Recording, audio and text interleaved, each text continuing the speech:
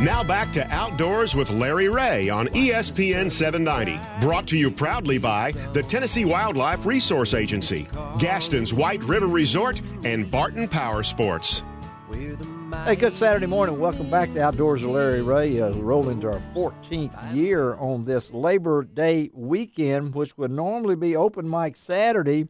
But since it's a holiday weekend and we have so many guests on the show today that we're not going to be taking your calls today, but we'll get back on that on the first Saturday in October. And we're expanding their minds. Yes, today. We'll have all those giveaways and things along that line. But you can go to lroutdoors.com to find out more information and more contests that we have. But you heard that voice that he loves. That's his FM voice. That's my FM voice. Which we're not on FM. That's okay, I'll talk AM. That's his AM voice. That's Dave Gabbert, the information officer for the TWRA.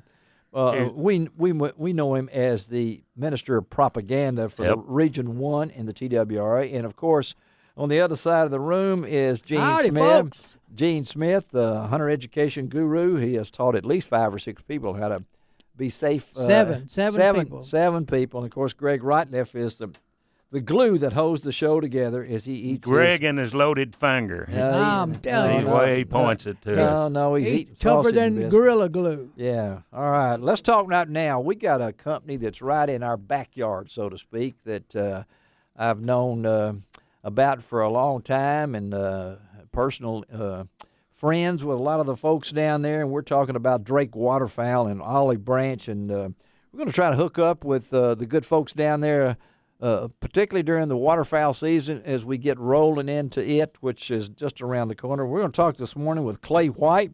He is the Director of Marketing and Media Relations for the Drake Waterfowl. And, good morning, Clay.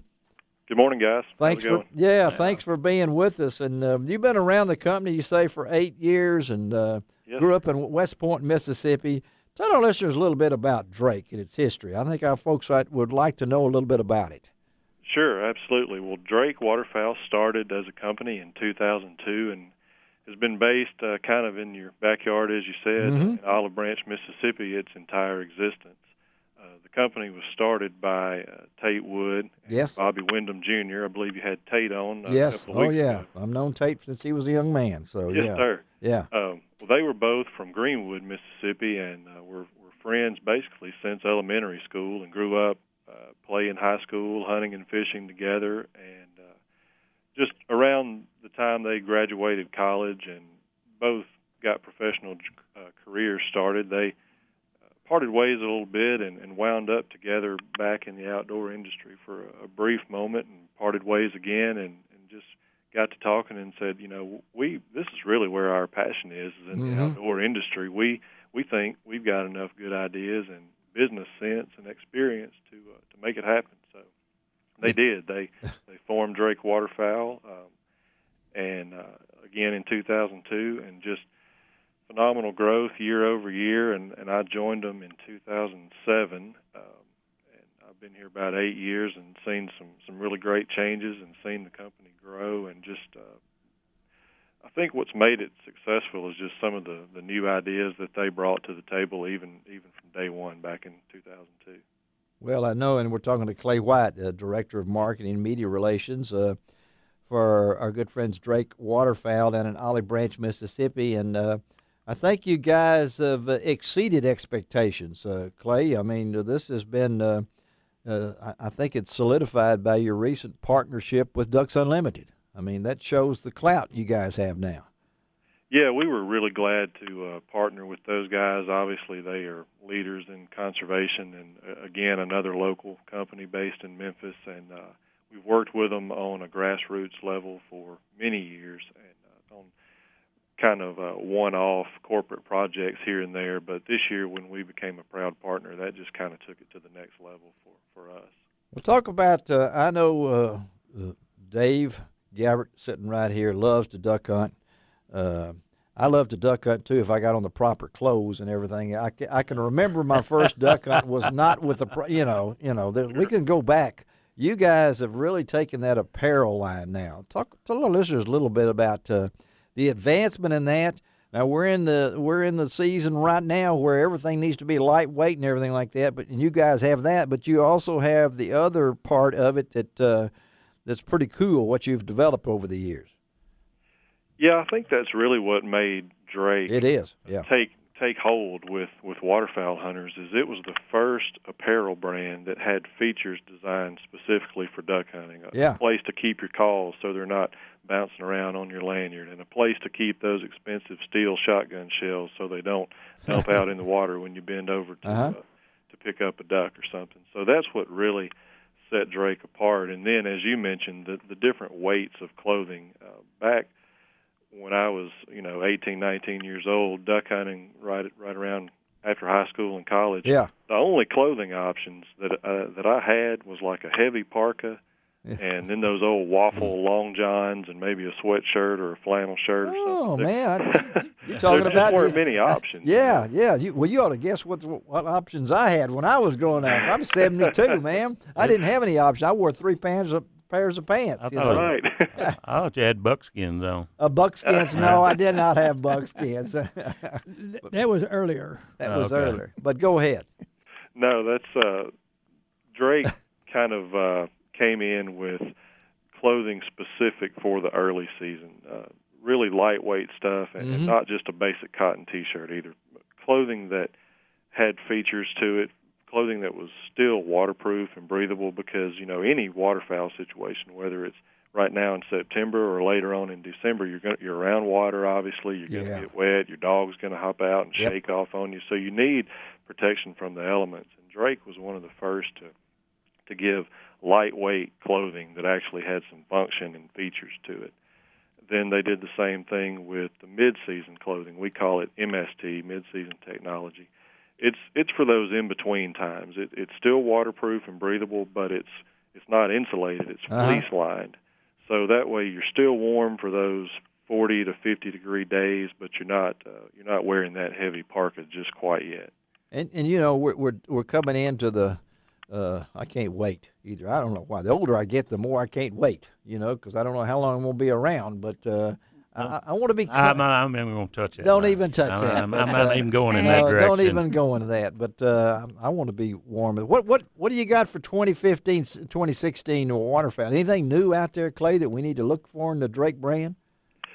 We do have some new stuff, especially in that lightweight category. We've got a new Guardian jacket, and the reason we called it Guardian is kind of dual purpose. It's guarding you as a duck hunter from the elements, and it's in partnership with organizations like DU that we talked about earlier, and also Delta Waterfowl.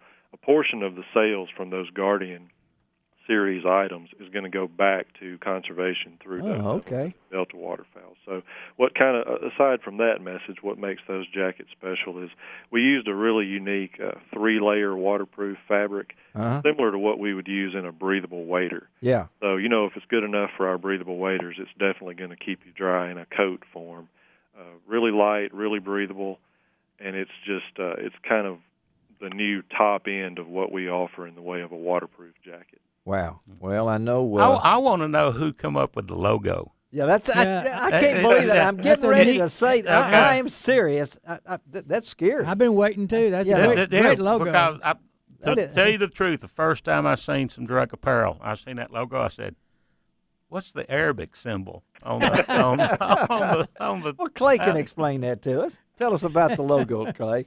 Yeah, the logo, the name was easy. They knew Drake was going to be a hit for the name. Then they just had to find the right logo. And oddly enough, there was a group, an agency that several outdoor companies had used at the time, and they were well respected. And so Tate and Bobby kind of fielded the concept by them, and they came back with 3 or 4 or 5 different options, and they really keyed in on a different one. And Tate and Bobby saw that duck head silhouette and said, no, that's the one we need to use. And they made some tweaks to it, made it look a little more like a duck, a little less abstract. And I think it hit home with waterfowl hunters.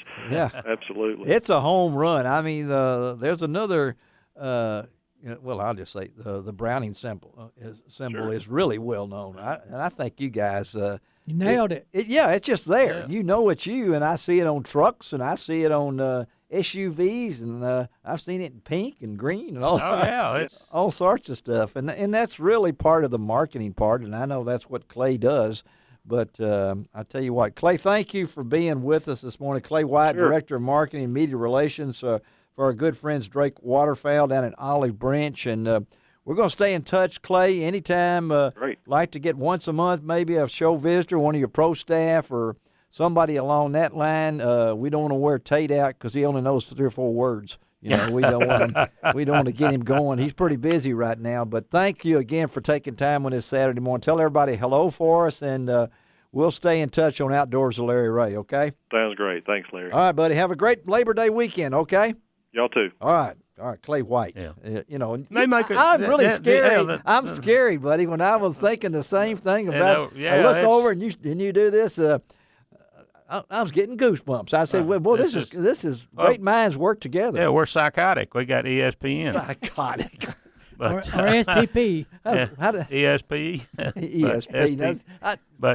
Because really, I mean, they make some logo. Yeah. Because the agency we have a uniform list. Outdoor that we purchase from, and over the years, some of our extreme weather gears, they're Drake, because we have a committee that looks at all this stuff, and I wondered that, yeah, and to put it on to see if it's, and they research it and everything, and we've had Drake, some of our extreme gear Drake, products, and it really holds up. Well, that was pretty interesting. So we're going to hook up with them, and just because they're a local company, we're going to try to help them out, but.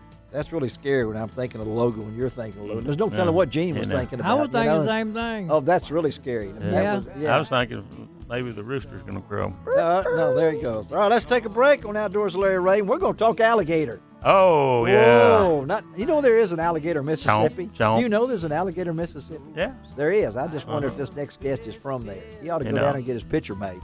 Take a break, be right back, and we're going to talk to Ricky Flint. He is the Alligator Program Coordinator for the Mississippi Department of Wildlife, Fisheries, and Parks on Outdoors with Larry Ray on ESPN 790. You can find